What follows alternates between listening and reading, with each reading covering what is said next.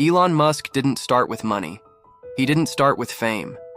He started with fear, pain, and a burning desire to escape. In the quiet suburbs of Pretoria, South Africa, a small boy sat alone, nose buried in books while chaos raged around him. His father, a brilliant engineer, was also, by Elon's own words, a terrible human being. The home was cold, not just physically, but emotionally. Elon wasn't allowed to cry. He wasn't allowed to be weak. All he had were ideas, endless, explosive ideas. School wasn't much better. Elon was different. And for that, he was beaten. Once so badly, he had to be hospitalized. But he kept reading, kept dreaming. At 10 years old, he discovered a computer. By 12, he'd sold his first video game, called Blastar, for $500. It wasn't much. But it was proof that he could build something. At 17, Elon packed a single bag and left South Africa alone. He landed in Canada, broke and unknown. He worked on farms, shoveled dirt, and scraped by just enough to transfer to the University of Pennsylvania in the US. He studied economics and physics, but Elon didn't sleep much. He was already thinking about the future, not his future, but humanity's. 2 days into a PhD program at Stanford, he dropped out. The internet was booming. Elon believed it was going to change everything, and he didn't want to watch from the sidelines. He wanted in. With just a car, a computer, and a few $1,000s, Elon and his brother Kimball rented a small office. They couldn't afford both a home and a workspace, so they chose the office. Elon slept on a futon. He showered at the YMCA. He coded for hours without stopping. That company, Zip2, wasn't glamorous, but 4 years later, it sold for over $300 million. Elon walked away with $22 million. He was 27 years old. He bought a McLaren F1. He never insured it. And yes, he crashed it. But the real story isn't about the car, it's about what he did next. Instead of retiring, Elon launched a new company, XCOM. It aimed to change how people used money online.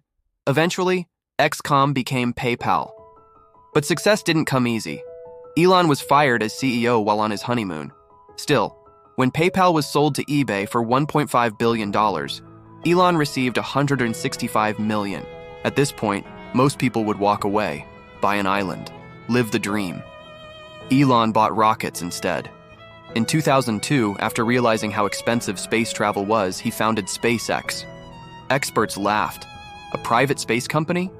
Impossible. Rockets are for governments, not entrepreneurs. But Elon believed we needed to become a multi-planetary species. Earth wouldn't last forever, he said. We need a plan B. The first SpaceX launch exploded, so did the second, and the third, 3 strikes, almost bankrupt. One final chance. Launch 4 succeeded. At the same time, Elon joined a small electric car company, Tesla.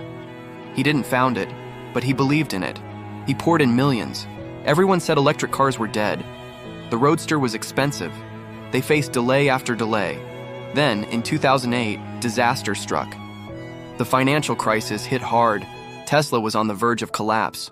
So was SpaceX. Elon had just enough money to fund one company. He funded both. He split his last $40 million and bet everything. That December, SpaceX landed a NASA contract. Tesla secured new funding. They survived, barely.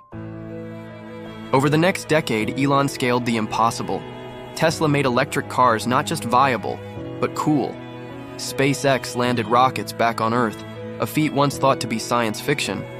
But while the world celebrated his wins, Elon endured personal losses.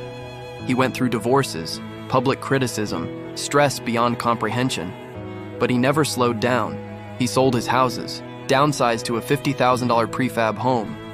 He slept on factory floors. He wasn't chasing luxury, he was chasing time. Why? Because his eyes weren't on Earth. They were on Mars. Elon believes that life on Earth is fragile. A single asteroid, a deadly virus, a runaway AI, any of these could end civilization. So he wants a backup, a second planet, not for the rich, not to escape, but to ensure humanity survives. SpaceX is building Starship, the most powerful rocket in history. Its mission? Colonize Mars. Elon wants to make the trip affordable. He dreams of a future where moving to Mars costs about the same as buying a house.